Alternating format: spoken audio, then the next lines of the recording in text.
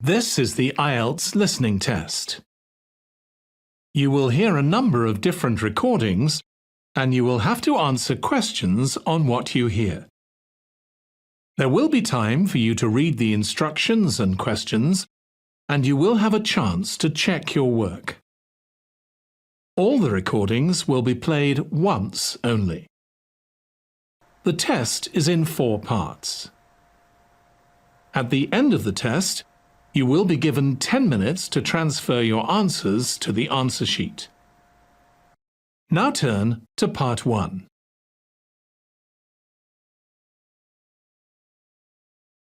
Part 1.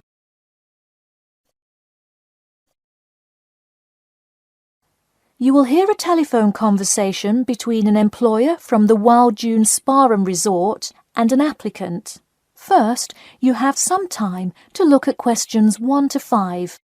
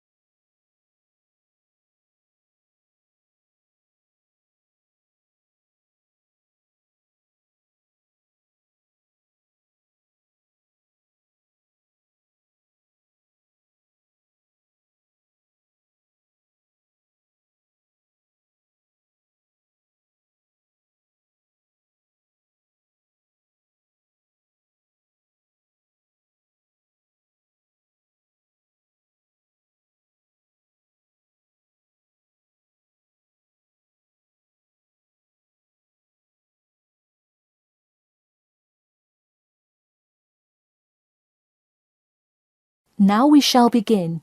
You should answer the questions as you listen, because you will not hear the recording a second time. Listen carefully and answer questions 1 to 5.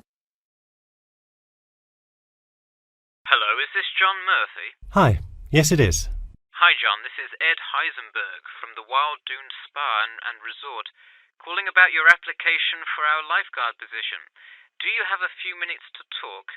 Yes, absolutely. Great, could you give me your address? Sure. My address is 45 Elsinore Court. I'm sorry, was that Eleanor? Could you spell that for me? Sure, it's Elsinore. E-L-S-I-N-O-R-E. Okay, thanks. And is this the number we should reach you at in the future? 099885767? No, that's my home phone. But let me give you my mobile number instead. 077-896-245. Call me on that one. Okay, I'll make a note of that. Could you tell me your availability? Sure, I'm usually available during afternoons or weekends. I'd prefer not to be scheduled on weeknights because I work part-time as a waiter. That shouldn't be a problem, since we don't stay open very late anyway. And do you have any other employment experience? Yes, I've worked at a few other places. I was the baseball coach at Richmond High School last season. I see. And do you have any other experience that you would like us to note on your application? Yes. Last year I worked at the beach as a rescue diver. Rescue diver? That sounds intense. Well, it's really just like being a lifeguard, except in the ocean instead of pool. So kind of like being a lifeguard at the world's largest pool. I see. Before you hear the rest of the conversation, you have some time to look at questions 6 to 10.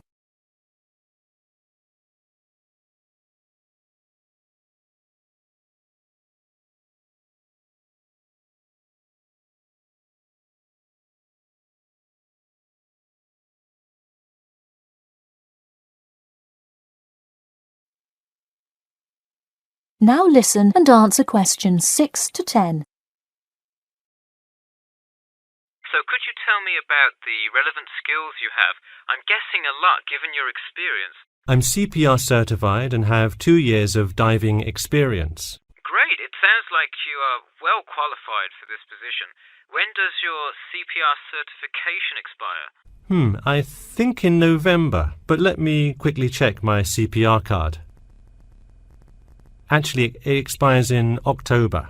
Okay, so regardless, you have it through the end of the summer. When is your ideal time to work? Since I work in the restaurant on weeknights, I like weekends best, specifically Saturday mornings. I see. We do already have a lot of staff available on Saturdays, but I do need an early morning shift lifeguard. How early could you work Saturday morning? I can get there by 6 o'clock if need be. You'll be happy to know we open a little later than that, but I'll put you down for Saturday mornings here. Oh, awesome. I can't wait to get started. How about you come in next Saturday, the 12th? That sounds good. Great. We can figure out other shifts for you to work when you come in then. One last thing, just out of curiosity, where did you hear about us? I heard your ad on the radio while I was driving this morning. You know, I think you're the first person who has responded to our radio ads. It's almost always people who have seen us in the newspaper. Yeah, I don't have time to read through the newspaper every morning. I've plenty of time in the car to listen to radio ads. That makes sense. Well, thanks for your time, and we'll look forward to seeing you on the 12th.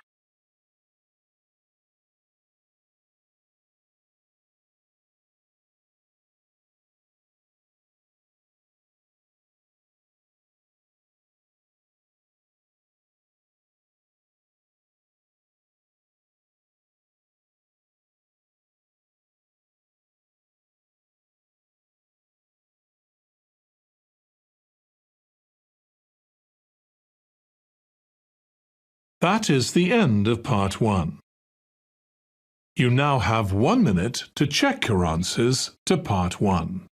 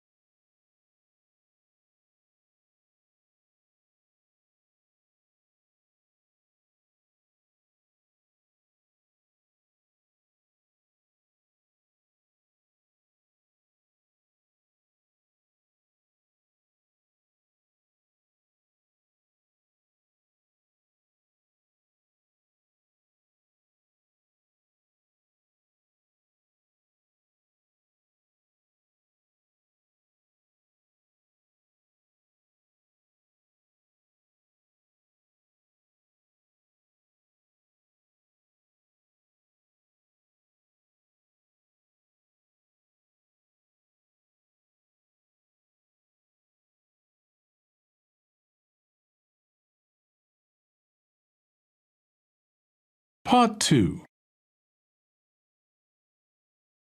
You'll hear part of a free class about safety around campus. First, you have some time to look at questions 11 to 14.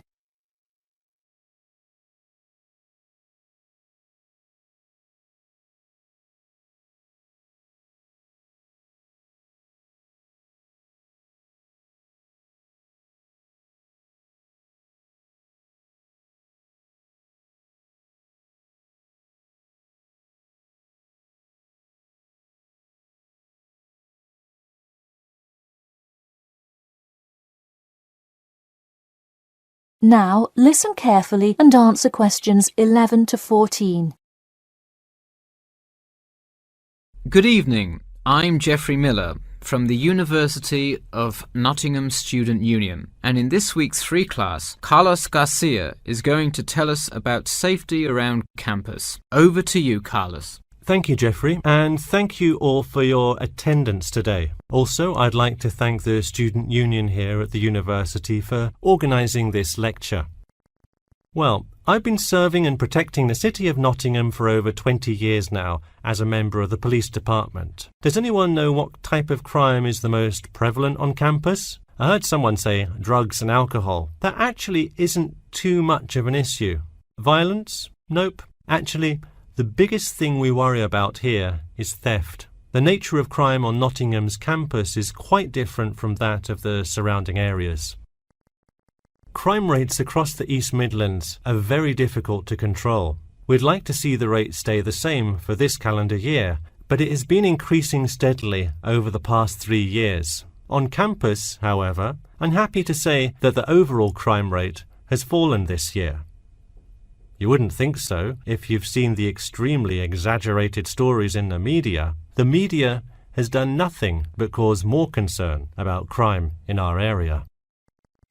Even the crime shows you see today are a little bit far-fetched, but at least viewers know they're not real events. We'd really like to see more factual news articles out there so the public can have a rational sense of the safety level of our society. Before you hear the rest of the talk, you have some time to look at questions 15 to 20.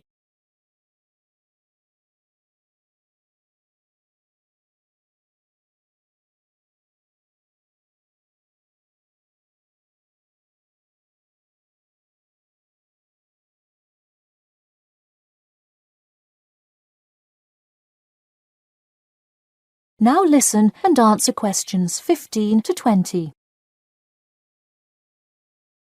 Okay, let's move on to what to do when you see a crime. Do not get involved if at all possible, and do not draw too much attention to yourself by running away in a conspicuous manner. Though most likely, and hopefully, you will not have to experience this situation, if you are being mugged, please do not try to resist. Instead, be compliant and seek help after the incident. Like I said, though, it is highly unlikely that you will find yourself amidst a crime, but it is important to be prepared should it ever happen. We find that educating students and staff on the correct precautions to take is the best way to increase your safety. Just remember to be smart when you're out late at night and avoid any area or person that looks suspicious. I know it sounds obvious, but I cannot stress this enough. It's also not a bad idea to have your mobile phone with you at all times, but be careful. If you're chatting on your smartphone on your way home, you're a prime target for thieves. I'd like to see a show of hands. How many people have left work or the library after 10 p.m. to go home before? A lot of you, right? If you do have to go home late at night, please don't walk home alone. More often than not, there's someone there that will be walking the same direction as you at some point. Walk home with a friend or co-worker. Even if you must use your phone to call someone that's nearby to walk with you, it's always safer to walk home with someone. So when you're walking home, you may feel more comfortable with some sort of self-defense, such as pepper spray. Now, it's your call whether you want to carry something like this or not. However, I absolutely advise against carrying a knife or any other offensive weapon. All too often, they can be used against you if you're disarmed, putting yourself in more danger. For all those interested, the Recreation Centre offers a free self-defense class to all students every Thursday evening. While obviously an introductory self-defense class may not equip you to fight off villains like a regular superhero, it does come in handy sometimes. After taking a self-defense class, you'll surely be more aware of possible dangers and how to deal with them. So hopefully now you have a more complete understanding of the nature of crimes committed on your campus and how to avoid being a victim. I know most students at the University of Nottingham are not the criminal types, but remember that there is no barrier like a wall or something keeping non-students out. There's no army force securing the borders, and I doubt anyone wants it that way. The campus is generally a safe place, but it's not immune to small crimes once in a while. Alright, that's all I have to say for today. Stay safe.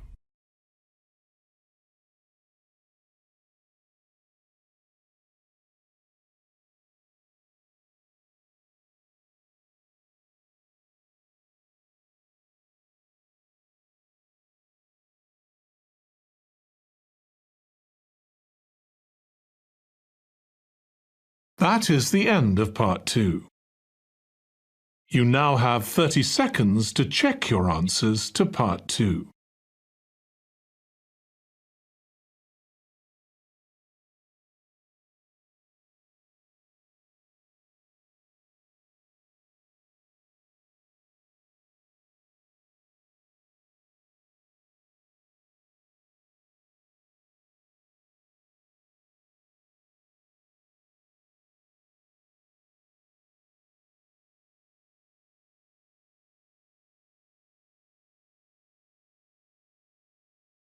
Part 3. You will hear a student called Bobby talking to his tutor about the research project. First, you have some time to look at questions 21 to 23.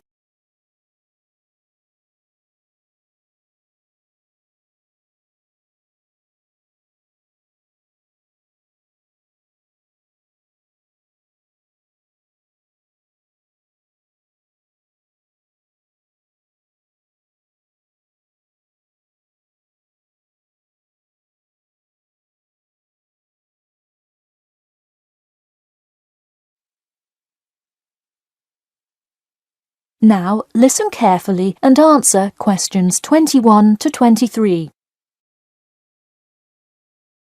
Hi, Bobby. Go ahead and sit down. Tell me about your research project. Well, I decided to research football and keys for success on a football team. That sounds great. What are the guidelines for the test? Did the teacher talk to you about it in class? No, everything is on a handout that was passed out.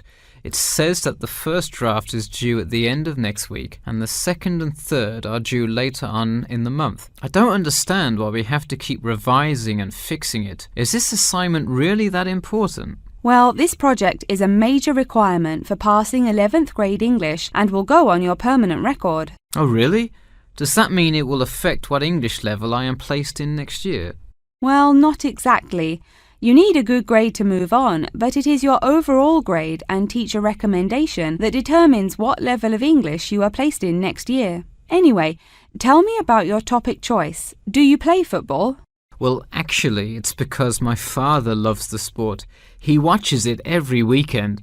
Cool. It's a good idea to report on something you're interested in. Before you hear the rest of the talk, you have some time to look at questions 24 to 30.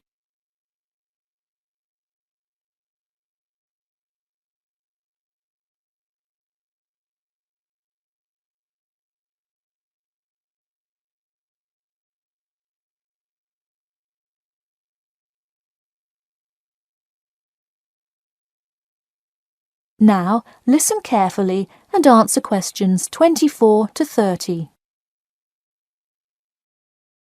I see you worked hard calling players and the head coach to talk, so let's see what information you got. Well, you have to listen carefully to the first call on the recording. It's really hard to hear because the background noise is louder than the person's voice. Yes, it is a bit tough to discern. I'm afraid the player's answer is too short as well. You will have to interview him again and try to get him to give a better answer. Okay, I thought that might happen. I will call him again tomorrow. Moving on, let's look back at this question. You asked, tell me about a time when you learned a major life lesson through playing football and explain how that has shaped the person and player you have become now and how you hope to pass on that lesson. It is a great idea for a question, but in an oral interview it is far too complex. I would advise you to break it up into multiple parts to get a better response.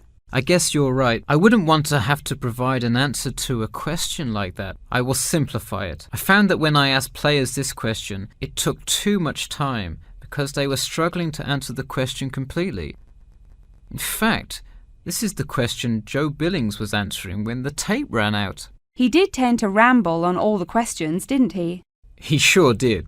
I would recommend that when you go back and interview players again, that you use a more sophisticated recording device. This recording is spotty, which indicates that the equipment wasn't working consistently. Okay, I guess it probably wasn't the best idea to use the sound recorder on my phone. Hey, could you give me some feedback on the content of the report itself? Sure.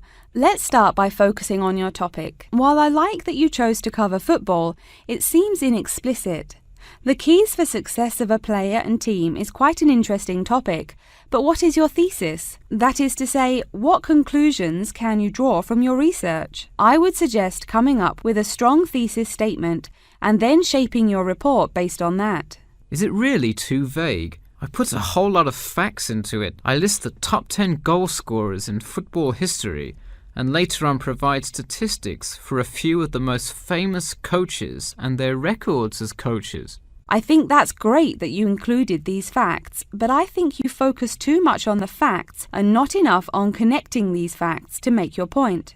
Ah, I see. Okay. So it looks like I have quite a bit of work to do before the deadline.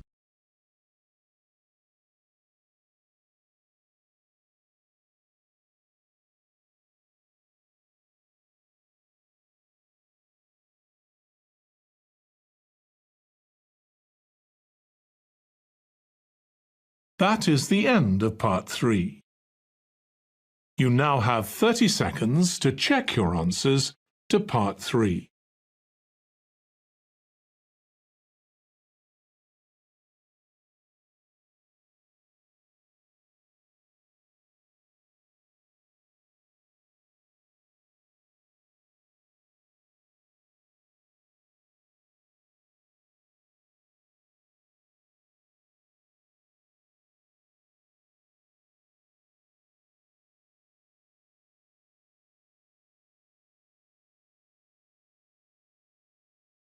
Part 4.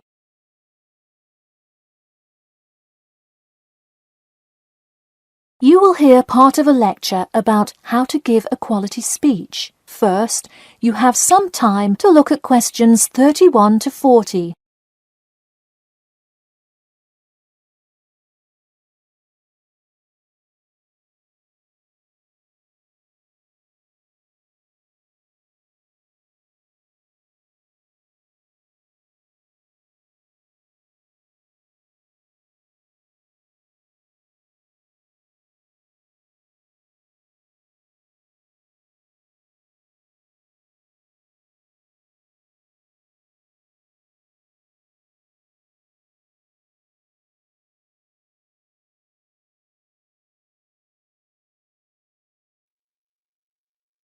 Now listen carefully and answer questions 31 to 40. Good morning. Today I am going to cover the daunting task of giving a quality speech, a thought that makes most of us cringe. In fact, 90% of all people feel nervous about public speaking, about 10% of whom are described as genuinely terrified. Hopefully, when we are finished here today, you all will be in the 10% of the population who do not feel nervous at all. Did you know that lecturers tend to get more nervous if the speech they are giving is an important one? It makes sense, right? You probably wouldn't be nearly as nervous to address your residence hall about the proper use of the recycle and compost bins as you might be if you were asked to give the graduation speech to your entire 5,000 student class. So what is it that makes some people completely comfortable in front of crowds? Some people think that the ability to give a good speech is a gift that others are simply born with. This is almost never the case. Public speaking can be learned with practice. The first most important thing you can do to improve your confidence in delivering a speech is to prepare a quality speech. Honestly, while the content of your speech is relatively important, the audience will really only remember the last sentence you say. It is a good idea to structure the rest of your speech to lead up to this last point to really drive your message home. This is a good way to ensure that your speech is well organized.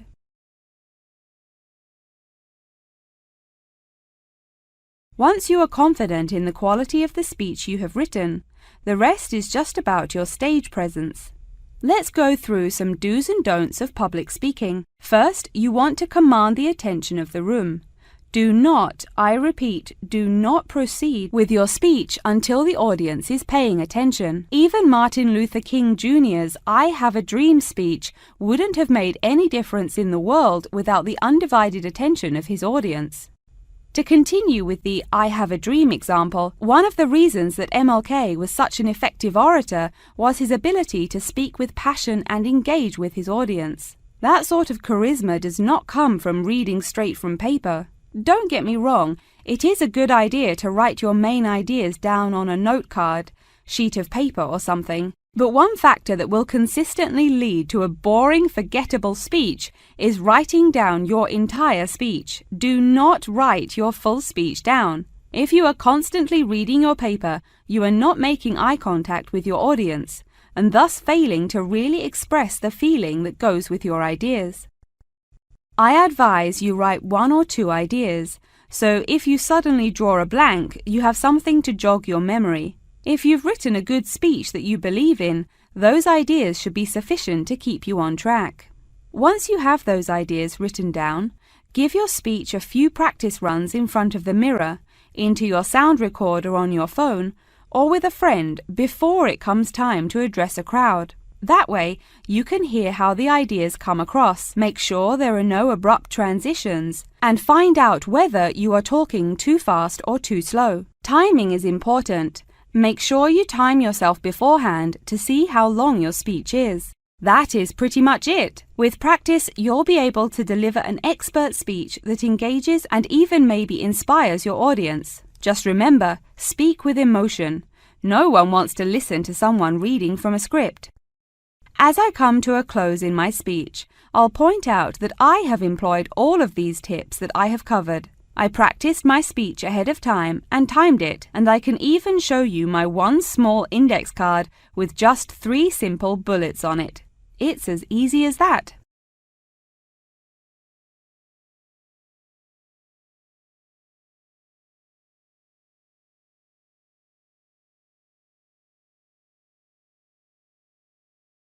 That is the end of part 4. You now have 1 minute to check your answers to part 4. That is the end of the listening test. In the Ielts test, you would now have 10 minutes to transfer your answers to the answer sheet.